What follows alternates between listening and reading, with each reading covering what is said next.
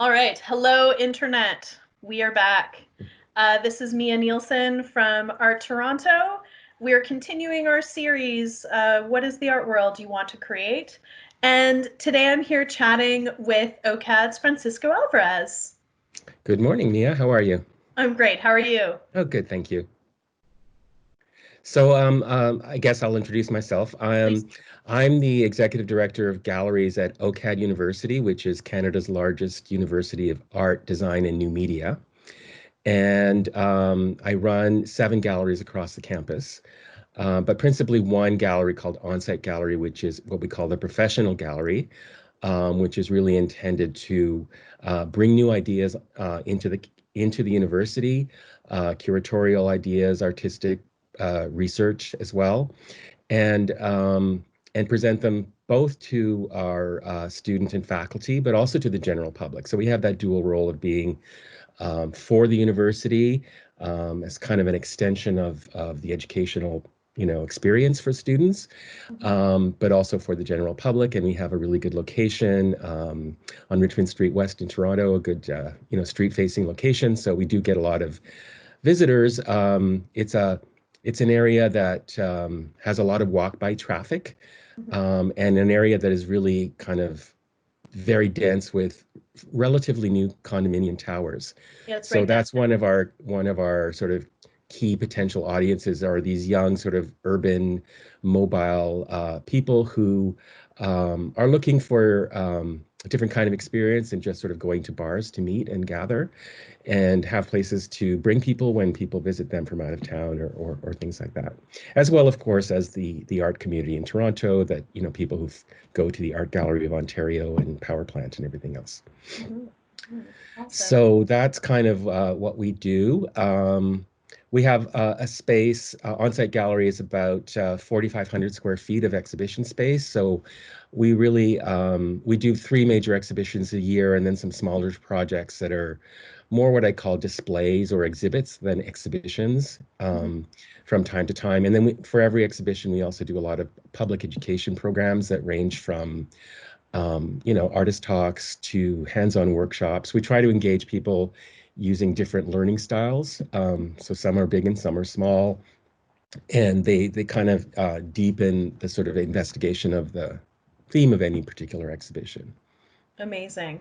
So tell me, in this time of isolation, what are you thinking about? What is the art world that you want to create? Well, I guess I have different answers depending on sort of which perspective I'm using. So maybe I'll start with sort of from the educational perspective, being part of an art school and kind of also not being admissions driven, so that we can be potentially a little bit more experimental than, someone that has to rely on ticket sales and, to reach their revenue targets. Um, so, in this kind of new world that we're going into, which is not just related to necessarily the pandemic or anything, but really changes in technology and artificial intelligence and all that kind of stuff. I've been kind of working with this idea in my head, really the whole time I've been at OCAD, that in the future everybody's going to be an artist. Mm.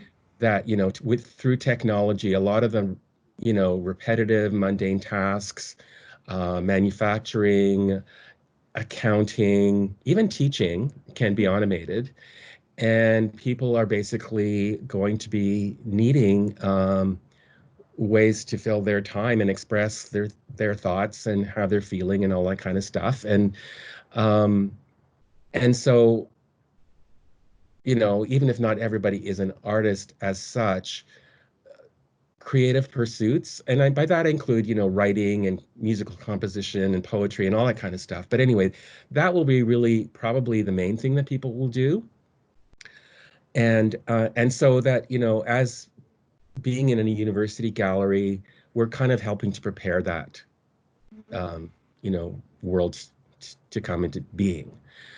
There's a little bit of I'd say like a time lag right now because we're not there yet. And part of me also feels, and of course, all these things are kind of contradictory in the same time, right? That, we're pumping out way too many art school graduates, for our current economy, right? And where are all these poor people going to go? And what we see is that many of them just go into low-paying jobs to kind of, kind of be to afford their studios and art materials and all that kind of stuff.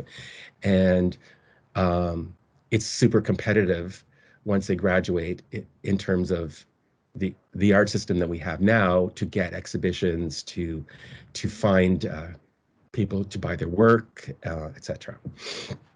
So, but in the grander scheme, I do think that we are actually moving to people seeking and needing to have, more skills, more understanding, um, and to remove the mystery around the arts. Now, I used to have a career in dance, professional dance, and I always, I started dancing just because I saw a performance that moved me so much that I just thought I have to do this. I was 18 or something, and that was the beginning of a road. But all throughout the time I was dancing, when I would meet people who weren't in my field, I often heard something that I also hear in visual arts, which is I just don't understand this art form. And so the way I try to um, reason with people around that is like everybody's very comfortable with music, right? Music is an abstract language. It can be incredibly technical and complicated and all that kind of stuff. But somehow in our society, people can sort of accept that they can just sort of experience music and have whatever reaction they have, and not necessarily feel that they have to understand composition in order to have a favorite piece of music or type of music that they like. So I try always to use that approach when explaining either contemporary dance or visual art to people, that you don't have to have like a technical understanding necessarily in order to have a positive experience, a meaningful experience. You're allowed not to feel something if it doesn't speak to you.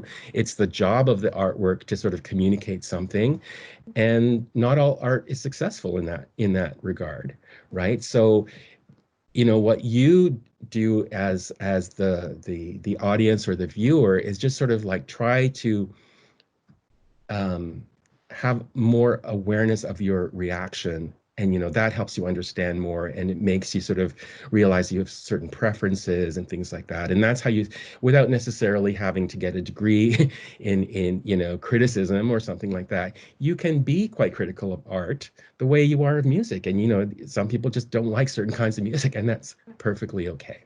Yeah. So that's kind of, I would say, my approach in terms of sort of education.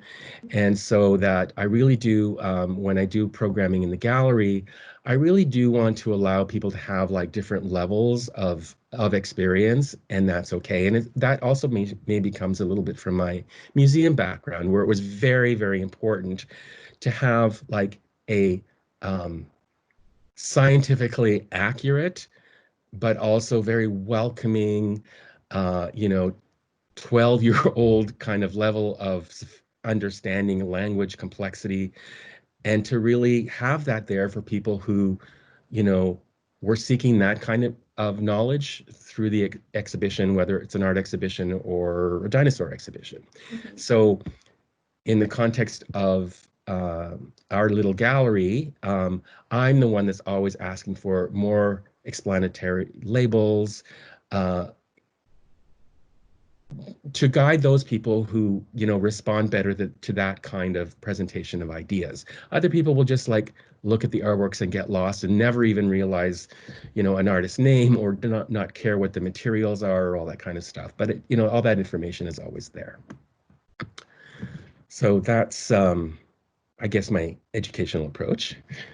um, One thing that I've been kind of doing in the last few weeks is I've been kind of like looking more into social media, and in particular Instagram, as a way of having art experiences.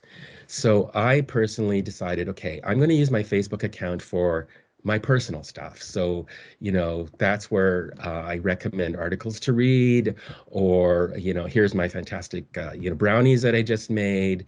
And, here's happy birthday and all that kind of stuff. Sure. And I decided to make my Instagram feed only about art. Yeah.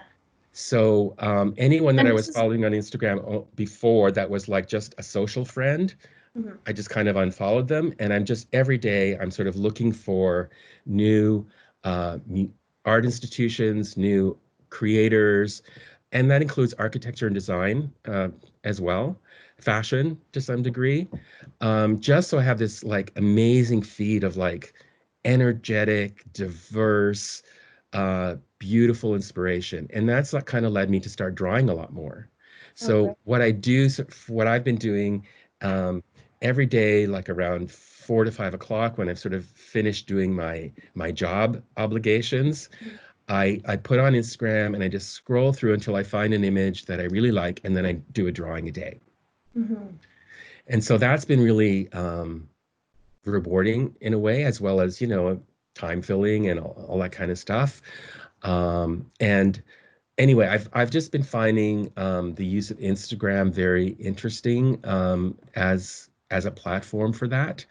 I know that other people, have much more mixed Instagram feeds, and they also are, doing their recipes and all that kind of sharing and all that kind of stuff on Instagram. Sure. But that's one thing that I've decided to do that I find has been really good for research Mhm. in terms of discovering um, new artists, and not just artists, as I said, because we also our mandate at Onsite is to cover art and design Mhm. and new media, Mhm. and that has so many subcategories from bio art to computer driven stuff, and so I've been kind of like very inspired, and it's actually become kind of an important kind of way of looking at art, starting from a single image, Yeah. um, rather than going to, say, museum websites and looking at their online exhibitions, which is what I Sure. used to do more, right?